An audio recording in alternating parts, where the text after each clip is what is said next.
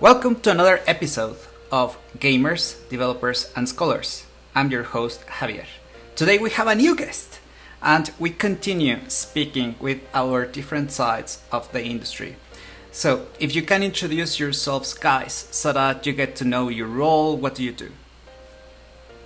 Hi, I'm Charles. I guess I represent the gamer side of things.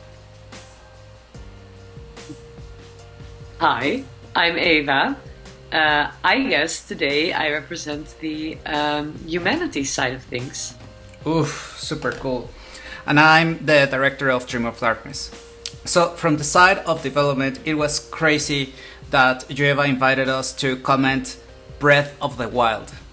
Oh my god, so one issue is that these big, ambitious titles sometimes require a specific console or a lot of time. In this case, some of our guests didn't have the console. Or myself, I didn't have the time. But it is good that you guys push us to still comment also the more, let's say, AAA side of things, and not only the indie side of our industry. So, first remarks, this game is still really cool, even though it launched on 2017 for Nintendo Switch and even the Wii U. I didn't remember that, but yeah, it was the last game of Wii U. So today we're commenting 5 hours in. Naturally, with the nature of this game, we could have had very different experiences, and I believe that is something super useful. For example, I never imagined what you shared with us, Eva, with your paper. You shared your text titled Innovation and Imitation, the Portrayal of Zelda in Breath of the Wild. You mentioned that Zelda, the character, follows stereotypes of females in video games. So tell us, why do you think this is the case? This is a very original outlook because many people will go to other places in Breath of the Wild. The exploration, why was this interesting for you, and why do you think Zelda, the character, has this situation? Yeah, thank you for that question. It's very interesting to me because, well, first of all, I've been interested in Zelda games all my life, and I was really excited when Breath of the Wild came out. Such a new experience for a Zelda game. And in my studies, I focus on the study of gender and sexuality. So I'm always kind of on the outlook for representations, looking at how different genders and sexualities are represented in video games, when I play a game as well, in my free time. So I think Zelda is an example of a character very much like, for instance, Princess Peach, who is, over the course of the games, often captured, turned to stone, in any way disempowered, and then Link has to come after her. And I thought that there were some ways in which Breath of the Wild subverted that stereotypical narrative that they usually do, but there were also some ways in which they didn't. So that's what led me to wanting to explore the ways in which they still do, or the ways in which they don't portray her stereotypically. Nintendo has always had a very unique relationship with their princesses, whether it is Peach or Zelda or whatever. And in many ways, I think that it kind of represents Nintendo's attitudes as a whole, where they want to remain this sort of fixture in time, that their games are very much like, if you pick up a Mario game, you know exactly what you're getting. If you pick up a Zelda game, I hesitate to even say that there are spoilers, because you pretty much know the plot notes that are going to happen. There are some subversions and things like that, but it's interesting how they've kind of tried to remain sort of relevant to players in the modern day and relevant to their audience.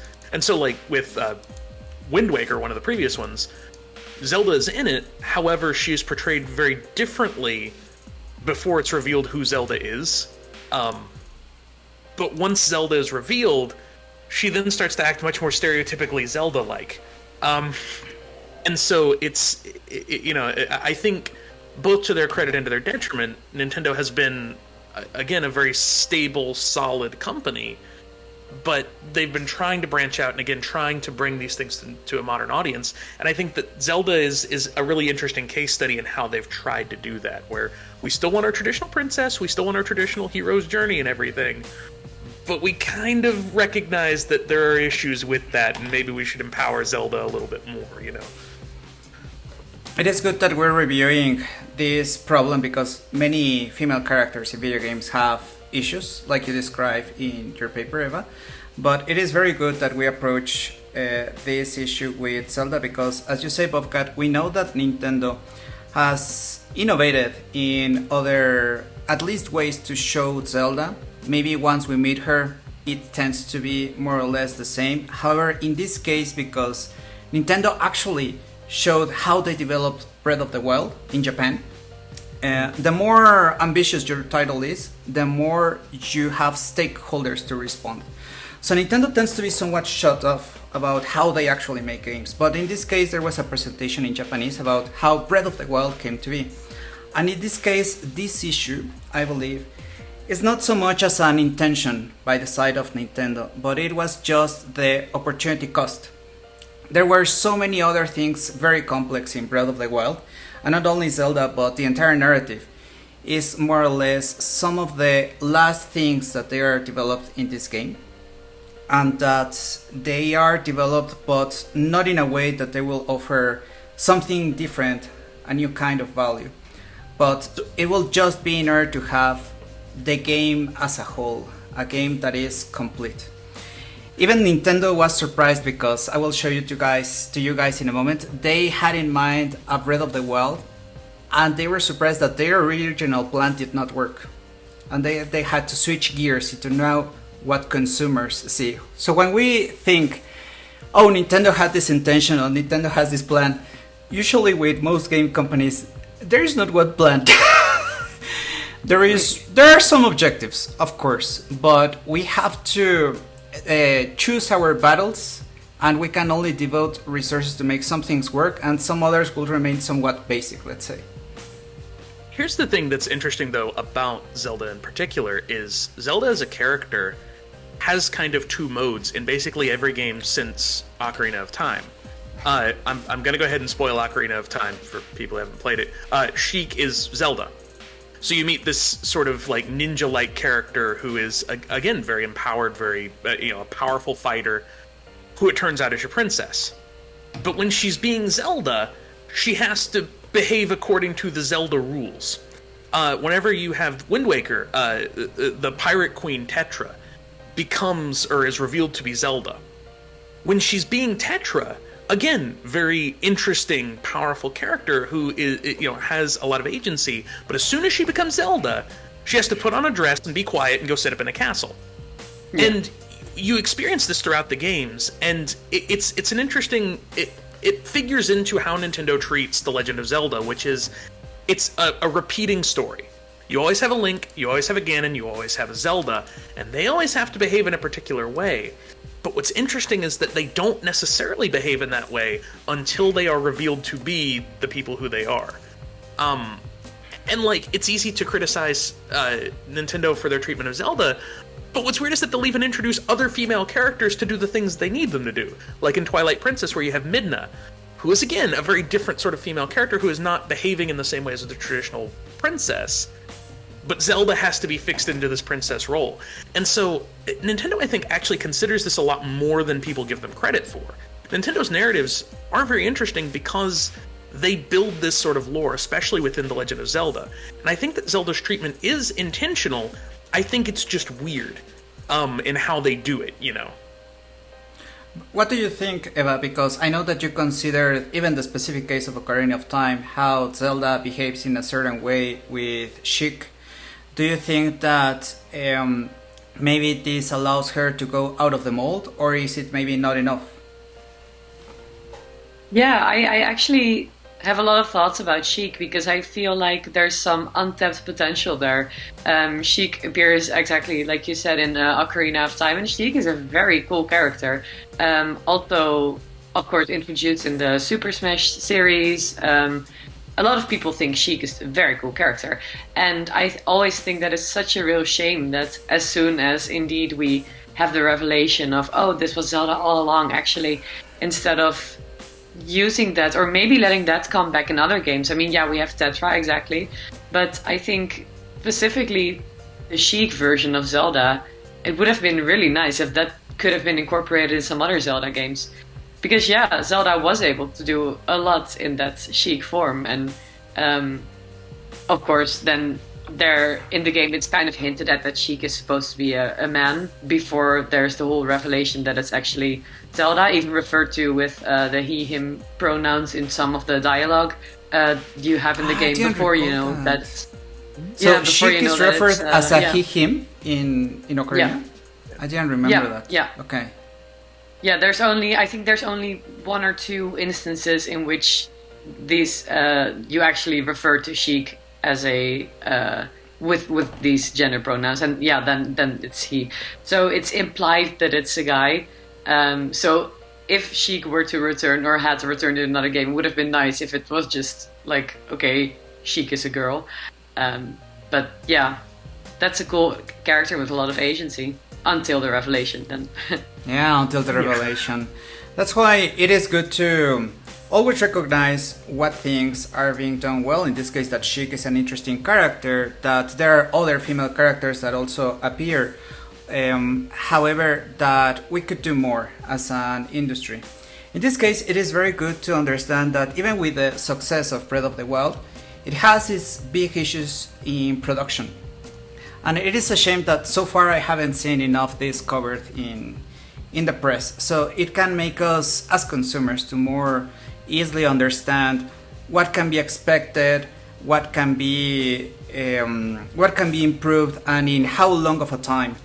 Sometimes you mentioned, Bobcat, that we have this, it's great, or it's nothing, or it's awful. And there's so much nuance that can be lost if we don't have the details. So in this case, Breath of the Wild, even though as we see it, it was actually delayed. I got into this presentation in the Computer Entertainment Developers Conference in Japan. So since Breath of the Wild was very costly even for Nintendo, they had to present what was the plan and what happened.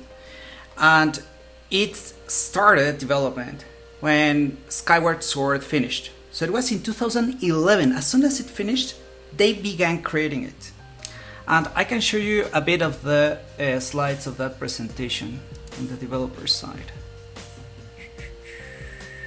So we can see here some of the original plan of Breath of the Wild.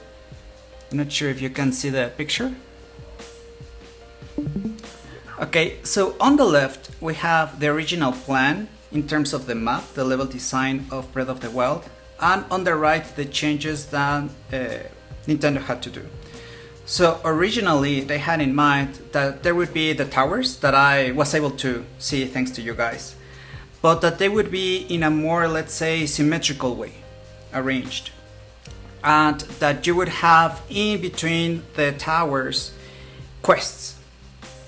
However, they studied the behavior of players by using heat maps, and you can see in blue there the path that players were taking in this prototype of Breath of the Wild. As you can see, the paths were very repeated, and players were constantly saying that it was not a fun experience because even though the towers were visible, they were set in a way that they felt that it was very guided.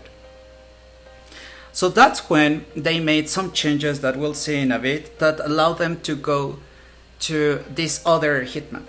So as you can see there, the behavior of the players was very different.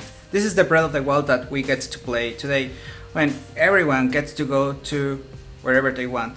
So how did they get this behavior?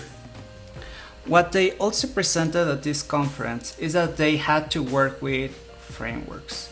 I'm sure that you guys are aware of this, but every company behaves in a different way. So in the case of Nintendo and some other companies, they like to use frameworks instead of, let's say, a GDD that gets developed in waterfall style. In the case of Nintendo, oh, sorry, I am sharing the same picture again. Sorry. I have to close my previous picture in order to show the new picture.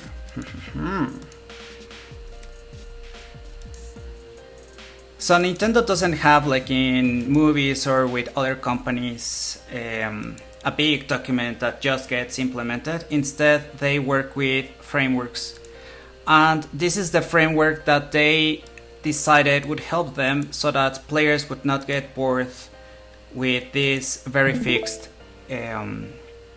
routes. Can you see now? Mm-hmm. So specifically for Breath of the Wild, they decided that they would set up triangles.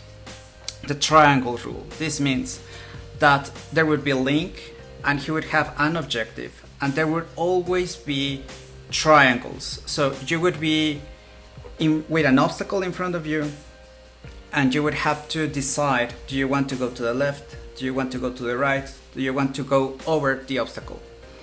And this way, they could not have full visibility for what they would find, and they would constantly feel surprised whenever they turned left, whenever they turned right. Even though some of the quests, according to the presentation, remained in the same location, just by having these visual obstacles, the experience was very different, and some players decided to go to the left, to the right, in between, in contrast with before, when there were not these mountains or other things that could be an obstacle. And this is now an actual implementation. This is the Matrix kind of visibility that you get when you're a game developer. That's I sometimes tell you guys that we suffer from. So this is how the triangles rule was implemented by Nintendo.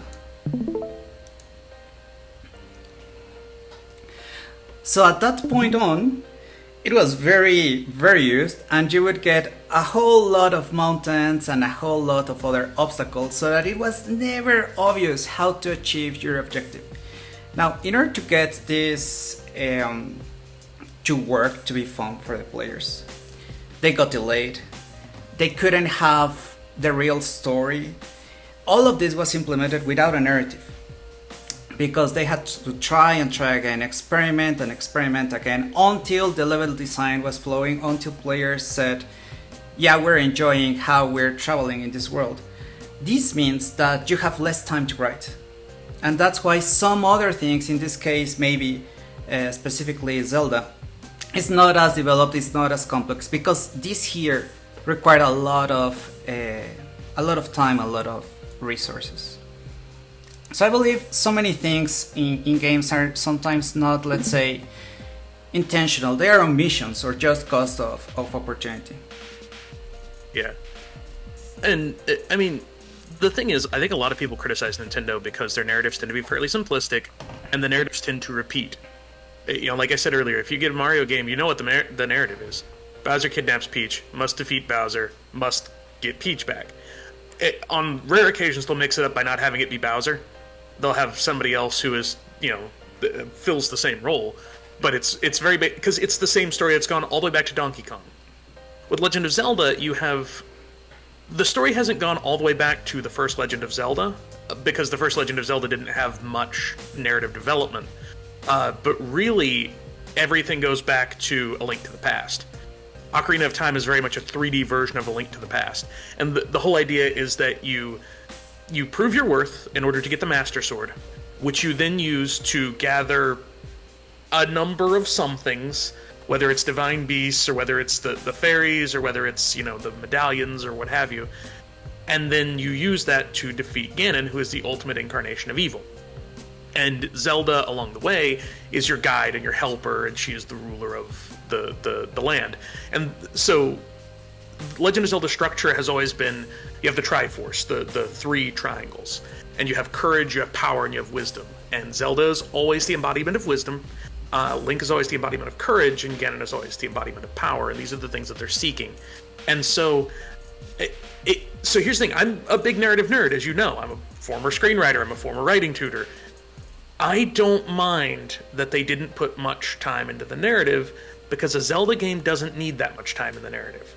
They could develop a Zelda narrative further if they wanted to. There's a strong basis there, in the same way that they developed the Mario plot into Super Mario RPG and into all these spin-off games, and there's a lot that you can do with that formula.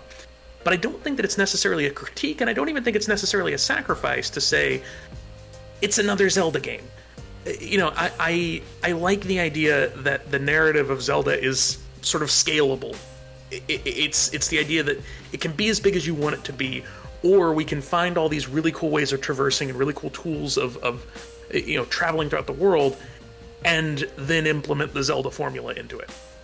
And so I think with Breath of the Wild, the thing that made it stand out was not that it was brand new and innovative from a story perspective, but rather that we're telling the story in an entirely new environment, in an entirely new way. And so I think it was a shifting focus as opposed to a sacrifice of the narrative. You mentioned in your paper, Eva, about this, that I will quote you, gigantic companies like Nintendo have the ability to choose whether these, let's say, narrative properties are going to be a blessing or a curse for the deconstruction of harmful gender stereotypes. So, based on what Charles was just saying, sometimes we have this mold, this way how Zelda has been the franchise. The market is not expecting something different. Do you think that is a force that these companies have to consider when they are making their decisions about, are we going to continue with this portrayal of Zelda, or are we going to change it a bit? Do you think that maybe they're not considering another aspect of what their decisions are having in the market? Yeah, if we're talking about the market, that of course makes everything really interesting and also complicated, because I feel like you expect something when you buy a Zelda game. I do too. The whole market does. Everyone who plays a Zelda game is not expecting them to suddenly play as Zelda, and there's no quest to save anything or anyone anymore, and maybe there's not even a bad guy anymore you necessarily have to defeat. That wouldn't work, because then it wouldn't be recognizable as a Zelda game anymore. So I feel like there are already some ways in which Breath of the Wild is trying to, or at least showing that they're trying to make Zelda a bit more agentic, showing a bit more sides of her character, a bit more depth. She's interested in a more scholarship approach to the wisdom part of the Triforce, so she's shown going into the wild, and doing her own research, and then Link follows her and she gets angry at him because she's like, I don't need you to follow me, so I can do this by myself, I'm just conducting research here. So I feel like there's already some ways in which they have taken the standard mold of a Zelda game and added some flavor to it in order to represent Zelda in a bit of a, I don't necessarily want to say more progressive, but less stereotypical way. But yeah, it's very difficult, and I don't expect them to suddenly uproot the entire character, and because I don't think that would work, and I don't think that would sell.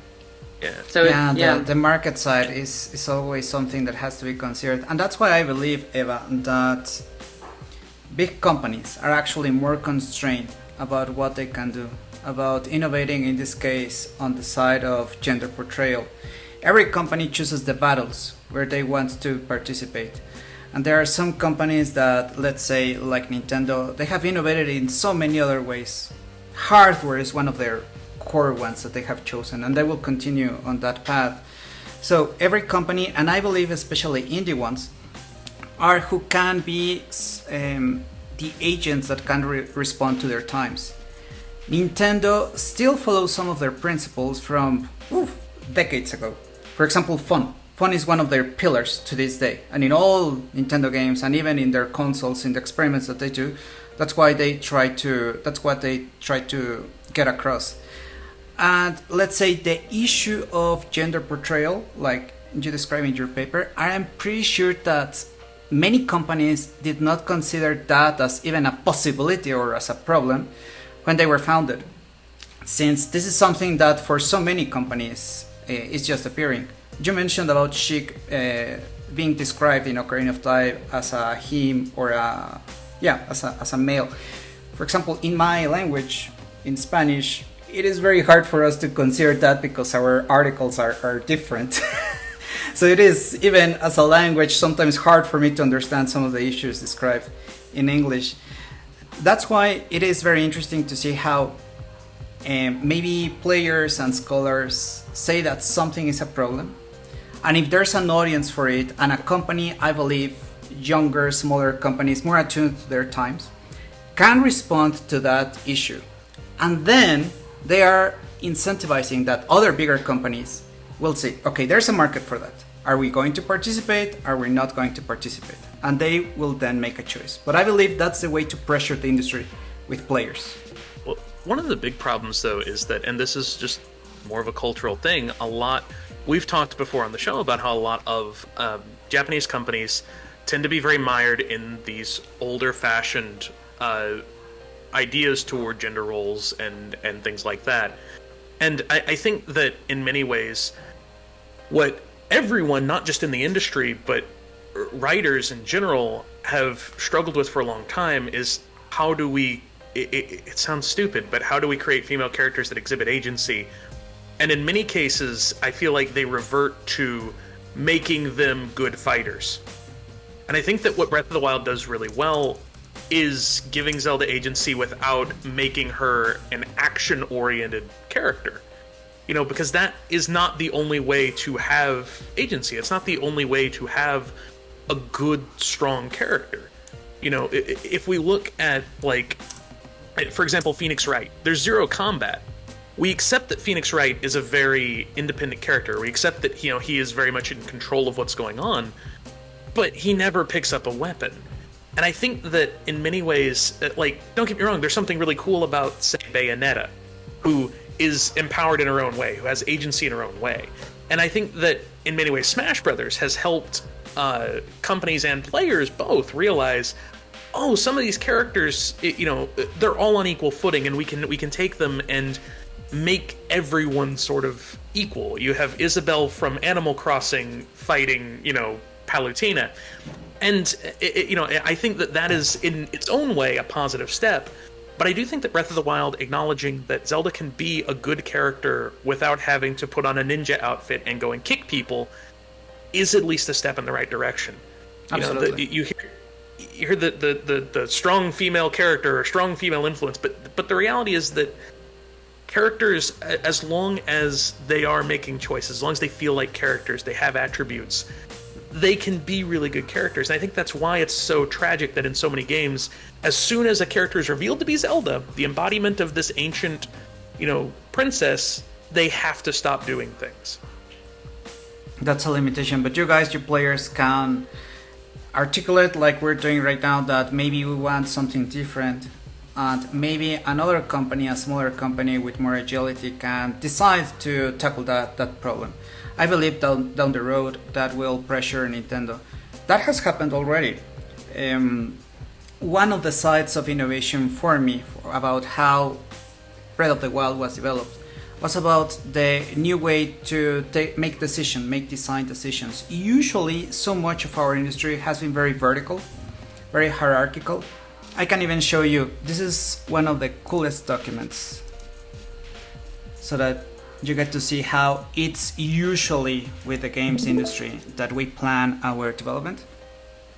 And next we're going to see how Nintendo changed that a bit.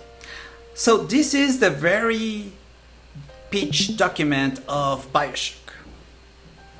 It's very hard to recognize. And this is more or less how so many games have been made. You have your document, you have pictures, I will zoom in a bit so maybe it is more readable. I'm not sure if it's readable. You guys let me know. Okay. So we usually go into detail about the weapons, about the mechanics,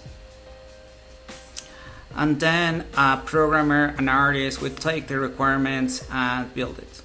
The leads are the ones who are writing these requirements, and you develop, you fix the bugs, and you ship. This is the pitch document, so it is fortunately very brief, but so many games when they were developed in Waterfall, well, they had this but far bigger, And even back in the day, it was a requirement by the publisher to have X amount of pages. Like if you had 50 pages as a publisher, I felt better because I thought that you were being very thorough in what you were going to build with my money as a publisher. But Nintendo changed this a bit with Breath of the Wild, fortunately, and I believe that was a step in the right direction. Just like we're mentioning about maybe there's not enough empowerment in the side of how Zelda is portrayed, we also have the issue about the empowerment of developers. So something that Nintendo changed instead of these usual waterfall documents is to now have the tasks of what had to be done not inside an Asana or a Jira, but anyone could place these sort of markers in the map that was being developed to say, this is a task, this is a problem that I see. And so developers, the team horizontally, could get there in the map and together analyze what are we going to do, why is this an issue, and anyone in the team could point at the issues. They were not waiting anymore for the leads. Why did this happen? Like I was mentioning, because of the economic pressure. Breath of the Wild was not the first game with such a big world. So if Nintendo wanted to have a successful game, they needed to change a bit how they develop things. Instead of this vertical GDD way, they experimented and created new tools so that more developers could determine what could get done. That's how, for example, they discovered that maybe the triangles would be a good way in order to solve some of the issues they were having with players. Still, like I believe you Eva mentioned in your paper and some of our other players, we can play the finished game with some of the biases of the developers. Since in this particular Zelda, for the very first time, they had this tool about anyone in the team saying this is a task that we could improve. Apparently, not many of them demanded, let's have more agency for Zelda. Again, it is very possible that maybe there was not enough time in order to do that. Maybe there was not lack of intention. But the reality is that it was not prioritized. Still, we have to recognize that step by step the pressures of the market lead Nintendo in order to give more agency to the developers. And from that, I believe more positive things can happen in next games.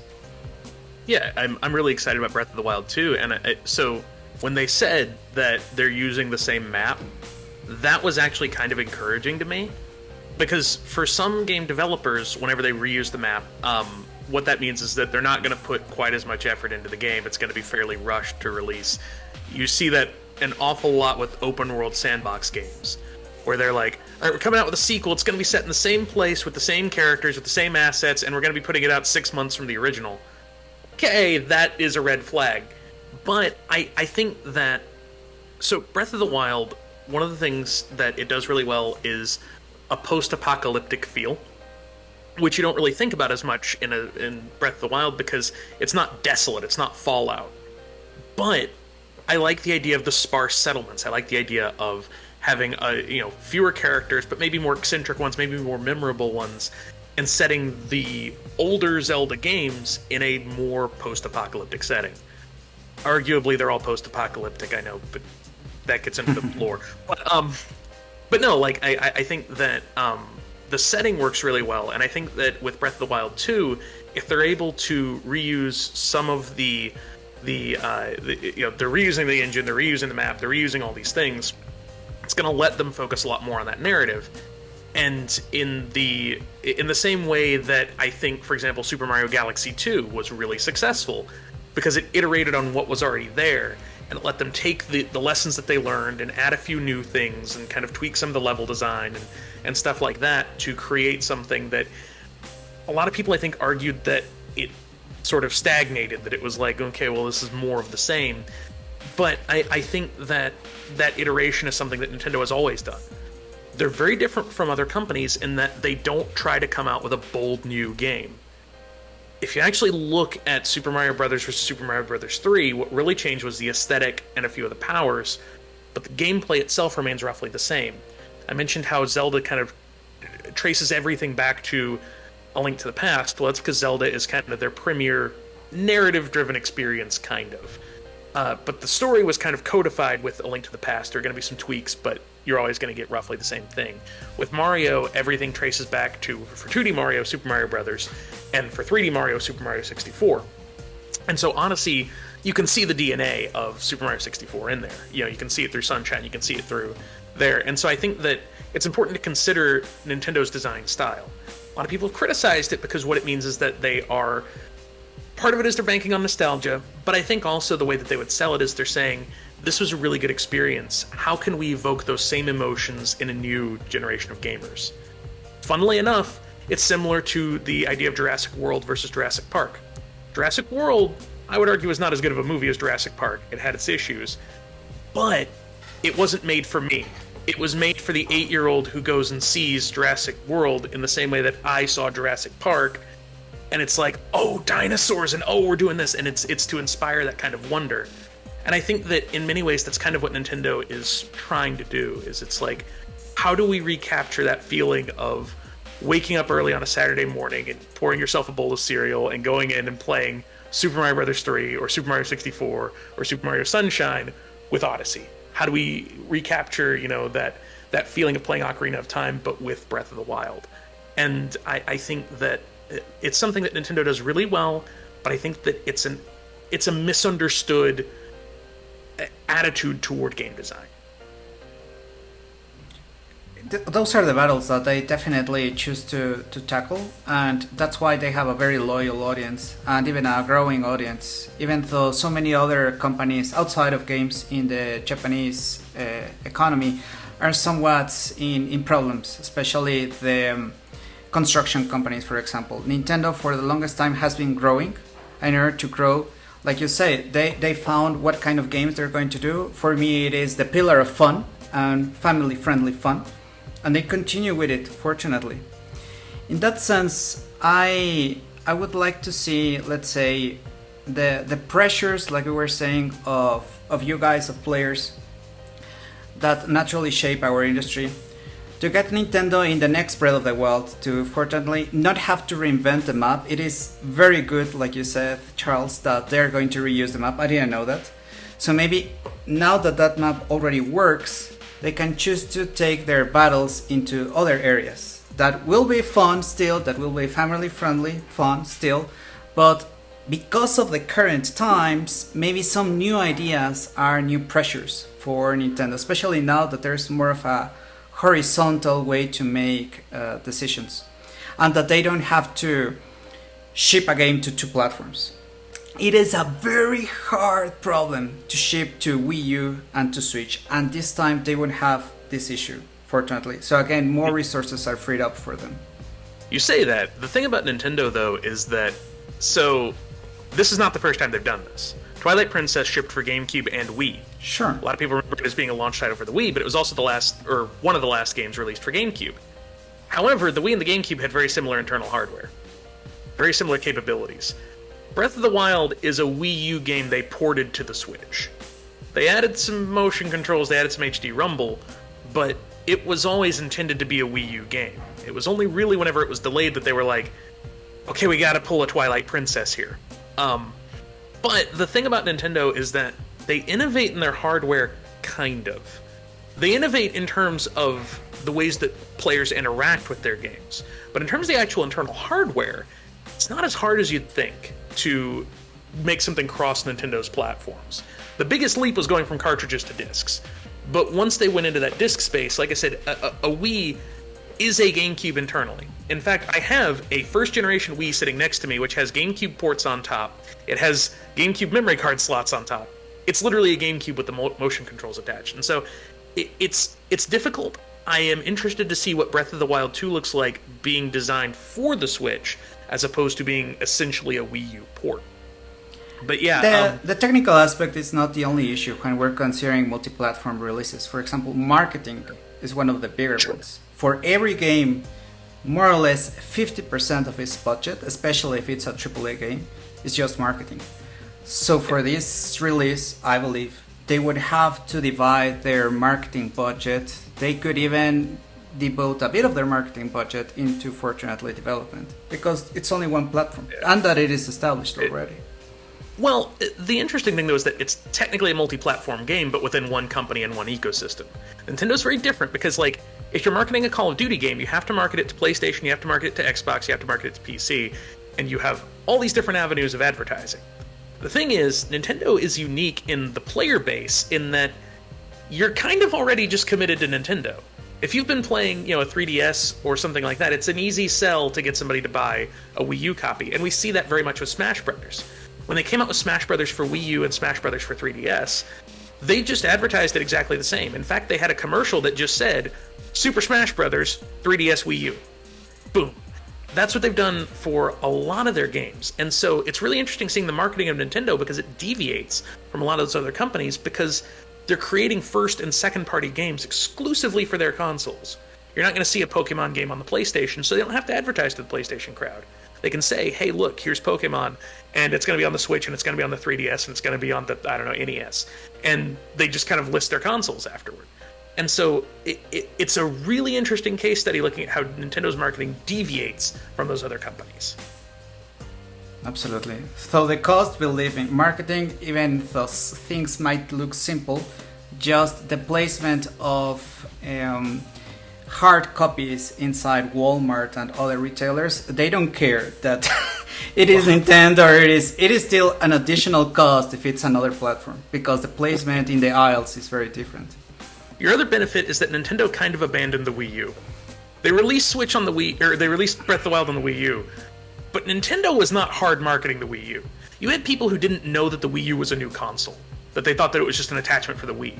The Wii U was such a marketing failure that I think it was just like, here, we'll put it in your Wii U section with the other 5 Wii U games that came out, and we'll put the Switch thing in there. Like, it's, again, Nintendo's marketing is so different, and a lot of it is their very different sort of corporate structure of, their attitude toward games.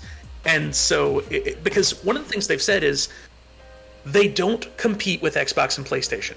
They've outright said, we are not competitors to them. Instead, what we're doing is we're making our own thing. And that's why with the Switch, they focused on handheld.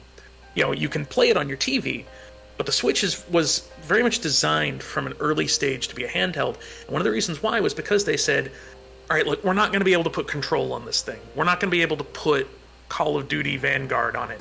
This is not what we are doing.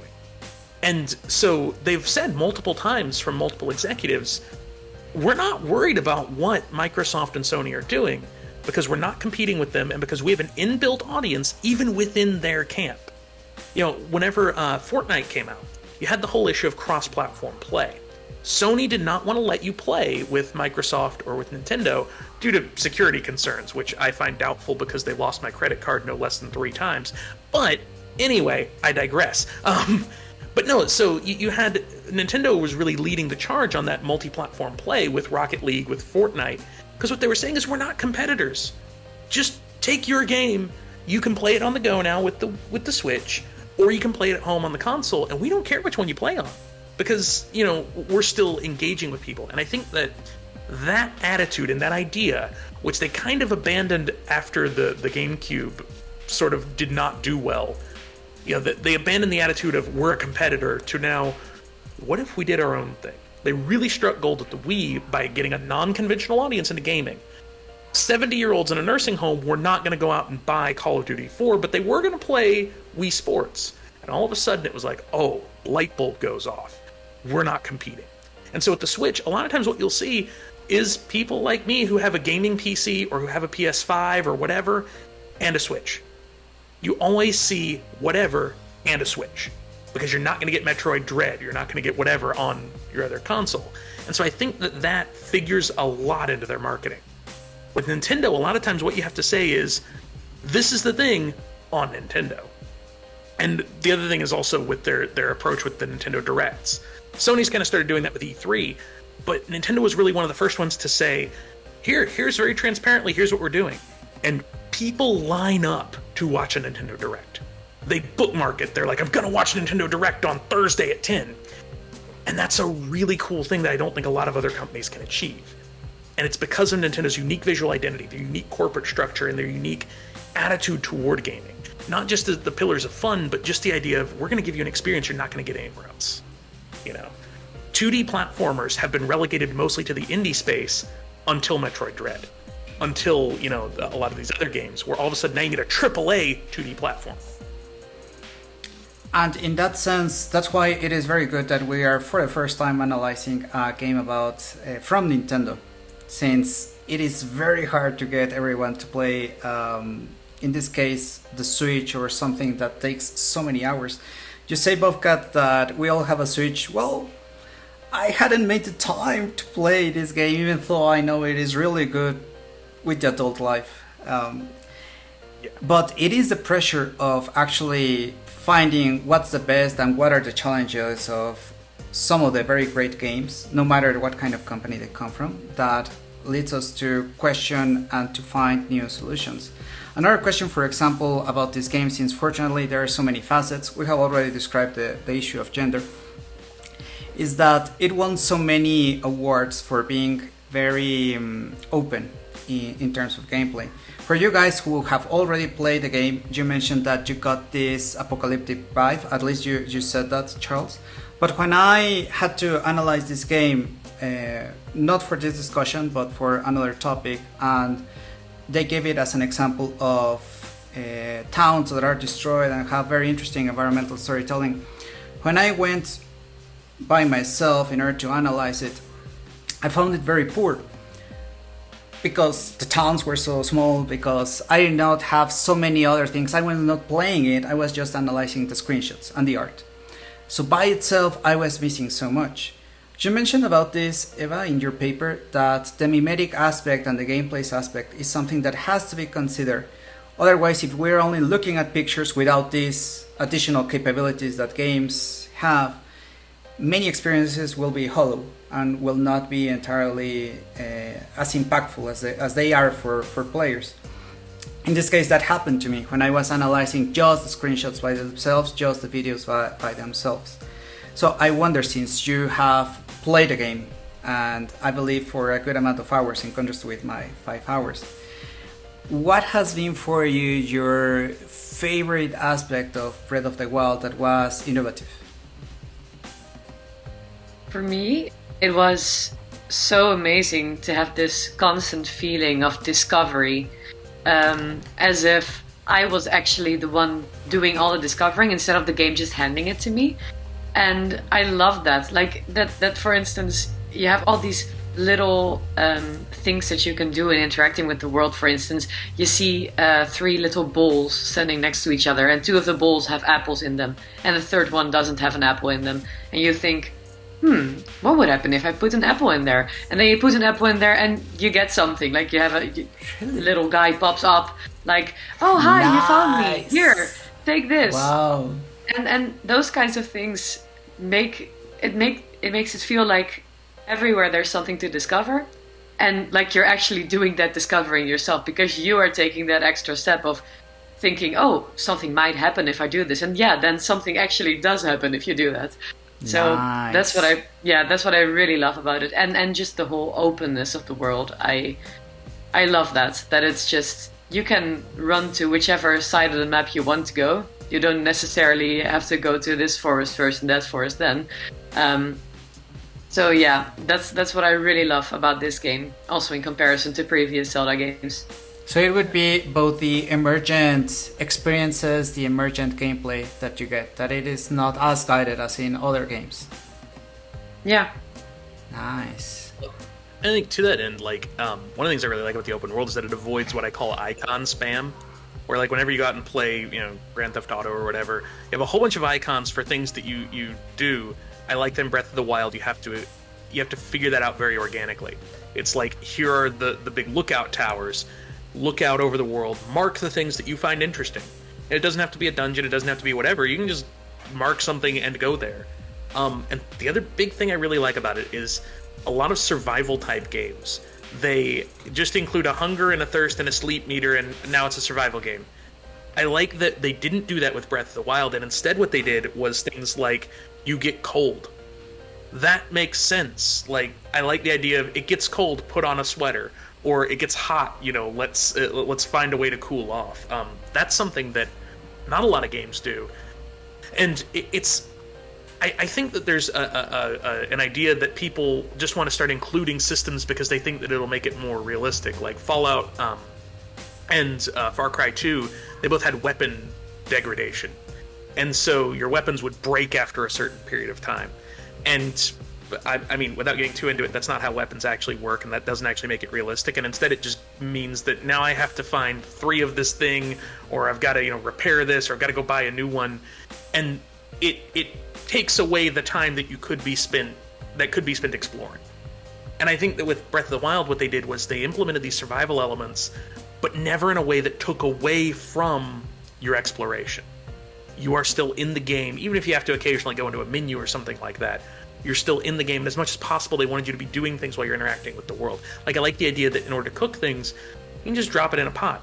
You don't, go into a menu and select cook and then watch a little animation. Like, you just, you toss an apple into the fire and now it's a baked apple. And I'm like, oh, that's really neat, and I think the more time you can spend engaging with the game as opposed to going through menus and interfaces, the better it's going to be in this style of game,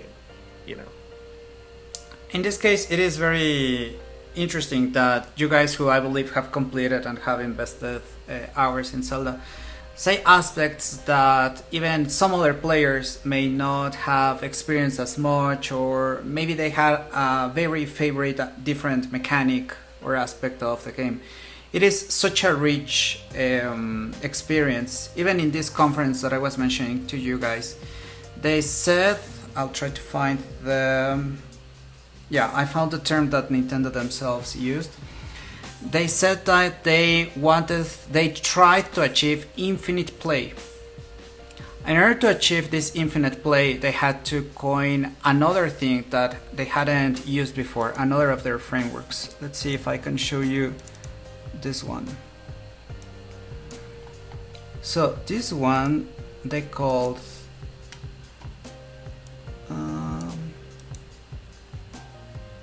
come on, Discord, don't behave this way. This is the framework that they called gravity. So to say that, like I mentioned to you guys, one of the problems was in the level design that in the very beginning players were mostly doing the same. And one way in order to change that was to have these triangles. Once they had triangles, they also changed the height of the different objects. Even the dungeons, the shrines they're called, right, in this game. Mm-hmm. So the shrines would be at different altitudes throughout the map. And what Nintendo discovered was that according to the attitudes of the player, they would respond differently according to what objects they saw. And since the developers were not playing about how tall they were, well, the height of the objects, that said, for example, very aggressive players, when they see and they discover a camp with enemies, they will choose to engage and go to that camp. For example, that was my experience. I absolutely loved to plan how I would attack the enemies. I so wanted narrative content, but I was not finding a lot of narrative content, so next best thing was to attack. And my brother, who has finished Breath of the Wild, he said, "Why are you attacking that?" And I'm like, well, I need some fun. I also enjoy music a lot. Naturally, this game doesn't have a lot of music, so I was like, what else can I do? So I would attack everything that I could on sight. And this combination of the triangles that constantly, as a player, get you surprised because you're discovering things, and the gravity framework that Nintendo invented for this game, this allowed infinite combinations of what people would find across the corner, and then what they would prioritize according to the different options that they were displayed vertically. Isn't it sweet? Isn't it interesting? I also find it interesting hearing you talk about it because so Nintendo games are interesting in that they're very sort of gameplay focused in a time where I think that the industry is swinging back toward that narrative focus. Because it's funny hearing you talk about how, I was looking for something to do, I was looking for combat. For me, I really enjoy just walking around the world. I like getting really immersed in the world building of games. Like, I I had so much fun just walking up a mountain and like I see a fox and I go and chase the fox for a bit. Oh yeah, I loved seeing the foxes. Yeah, and all that. And so like I said, for me, the lack of narrative didn't bother me so much. Partly it's because I'm very familiar with Zelda games and I know that like the narrative is there, but it's something that you have to go seek out. But I like the way that they kind of compensated, and a lot of games try to build themselves as you make your own fun, which just means that they throw you in a sandbox and it's like, I don't know, you figure it out. With Breath of the Wild, you have kind of clear tasks where it's like, I want to go and get the Master Sword. Well, in order to get the Master Sword, you have to go and basically you have to have enough hearts to take the damage that you get from acquiring it. And so, all right, well then how am I going to get the hearts? And so you set your own quest list instead of the game going, here's your quest list. Because, I mean, you can jump off the Great Plateau and go and fight Calamity Ganon from the very beginning of the game. 3 hearts in your underwear, doesn't matter. You can go and fight Calamity Ganon, beat the game, and I think it's like a 20-minute affair. And there's absolutely nothing stopping you. But I really like the idea of, but, you know, you have these 4 divine beasts that you can then go and get to help you, and you've got, you know, this or that. You can go and get your, you know, your traditional clothing. You can go and get your Master Sword. You can go and get your shield, and actually go and fight like properly, like, you know, you would in another Zelda game. And so I really like the idea of taking all these elements of Zelda and being like, make your adventure, go ahead, go for it, because like we've been talking about, it feels much more realistic in that way, as opposed to, I love Majora's Mask, but Majora's Mask is a to-do list. The moon is falling, you have to go get the 4 giants, you have to go through the dungeons in this order. And so I like the idea that it is such a hands-off game. A lot of games are very open-world sandboxes. I mentioned Grand Theft Auto 5. You have the heist missions where you have to plan the heist and go and do whatever. You pick 2 different options. The loud option or the quiet option. You have to, you know, you get your own car, but you gotta get the car that they want. It's gotta be a 4-door sedan for whatever. You're escaping, and it's not an organic escape of you have to, you know, get rid of all your wanted rating. You gotta drive on the prescribed path because they've got cutscenes for you and whatever. And I like the fact that Breath of the Wild doesn't do any of that. You know, it's like, I made my own adventures, and I've heard these games described as water cooler games, where you talk about it, you know, at the water cooler with your coworkers the next day, and it's like, oh man, I got into this bandit camp, and I got it surrounded, and my last sword broke, but then I found this, and you know, and it's something that you're never going to get out of a proper quest, and it feels very forced whenever a game tries to, like, this is a scripted event, this is a cutscene, you know. In that sense, I would absolutely love, I don't know if it exists, but if there were the field kind of like the history of game design ideas. Surprisingly, our experience of open world, or what I called emergent gameplay, emergent narrative, for so many of us comes from Halo, if you can imagine that. So Halo was one of the games that for us developers opened our eyes in terms of we just give the player the tools so that they come up with how they're going to combat. And they are constantly inventing their own story, because I finally got to achieve this because of that sniper rifle, or because I figured out because I could bounce the grenades. So as an industry, it really opened our eyes. And Halo itself was the result of a big battle between Microsoft and Apple. Maybe you already know, guys, but Halo was originally going to launch with Apple for their computers. And Microsoft came in, no, I want you. So Steve Jobs was furious. Anyway, much of our industry doesn't recognize sometimes how we build as developers from others, especially outside of our genre. And we try to say, like, it was always our plan to have emergent gameplay, emergent storytelling, but we're constantly picking up from what has naturally worked, or maybe as players what we found as fun, and also the resources that are available at the time. So in this case, it is very good that Nintendo, as you say, Charles, has this very innovative balance of I won't be limited, or I won't be chasing the others, but I will pick up on what works already with players. They didn't invent emergent gameplay, I didn't need to. They only took what was already working, and that's the way to go. That is one of the benefits actually of our industry. There are some other industries, for example in the oil industry, where you can't copy some of the techniques that are already working in other companies because of the derechos de autor, copyright in English. Unfortunately, in our industry, in the games industry, there are so many things that can be copyrighted, and there's a lot of problems there. But game mechanics, in no country, they are copyrighted. And that still allows us to pick what works from other companies, from other games.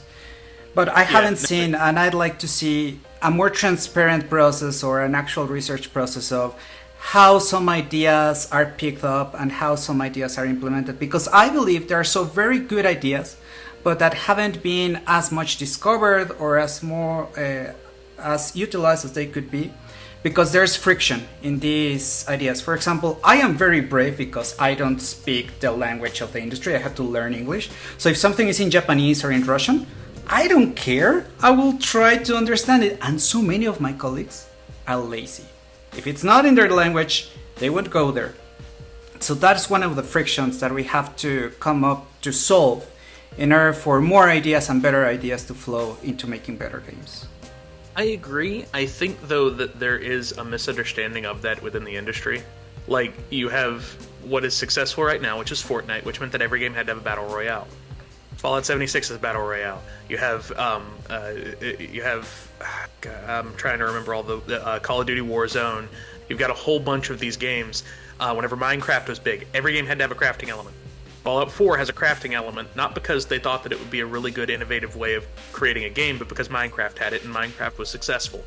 And what it meant was that they diverted a lot of their resources from the really good story writing that they had done, and put it into the crafting, to the detriment of the game, because most of the players didn't really seem to care, and it was all something that was going to be added with modding and things like that later. Where I think a really good success story for this was Resident Evil 4. So, Resident Evil 4 did not invent the over-the-shoulder camera view. What it did was it borrowed from a number of third-person shooters of the past, and it really popularized the idea of the over-the-shoulder camera view for a shooter or for a horror game. And, it attached it to this really big-name title. And I think if you look at the early videos of Resident Evil 4, it was a very traditional tank-style, fixed-camera angle game. And this was a decision that was made relatively late in the process, and all of a sudden what it did was it opened up the door and people were like, oh, this is a really good way of creating a claustrophobic horror game while still making it easy for you to aim and interact and things like that.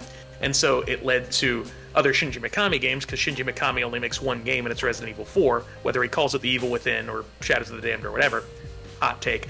But it also led to a lot of people will talk about how Gears of War was inspired by Resident Evil 4. And also an old game called Kill Switch. Kill Switch was one of the first games which allowed you to use cover in a third-person game. And the whole game was built around using cover to defeat your enemies. And this came out in 2002, I think? And a lot of people credit this with Gears of War because it was the game that popularized it, but it borrowed from an old technique and then incorporated the Resident Evil 4 thing. And so it built on a lot of these things. And Gears of War, for all of its flaws, is a very technically competent third-person cover-based shooter that spawned an entire genre, to the point where by the time of the PS4's launch and kind of midway through, that was the default game. If you didn't know what game to make, you wanted to make a licensed game, kind of like how back in the day it was platformers, cover-based shooter, Gears of War ripoff, done, printed, millions of copies sold. And so, I think that is a really big success story of taking these two games and building and iterating on them to create entirely new genres. And now we don't think anything of having an over-the-shoulder, cover camera or anything like that. Absolutely. What begins as an experiment or as a new way to do things eventually gets to convergence. That can be abused, definitely, and there are so many of my colleagues that do that, but so many of them do that because, as well, they are not aware of how ideas come to be, of how some of the current ways to do games come to be. Sometimes it's out of necessity, sometimes it's out of let's experiment. But if you're not aware, sometimes you will repeat and use things like you say, getting crafting where you don't need it, where it's actually not giving value to players, and it always costs resources to implement anything in a game. So I believe with this, we can grab this talk up It was super interesting to chat with you guys and finally to play Breath of the Wild. As ever, you decide what we do next. We can continue with Zelda, we can go to another in the franchise, or an entirely new game. You can recommend there. And in the show notes, I will leave links to our guests' work, because it is an absolutely pleasure to learn from different sides of the industry. So have a great Sunday, guys. Bye. Enjoy. Bye.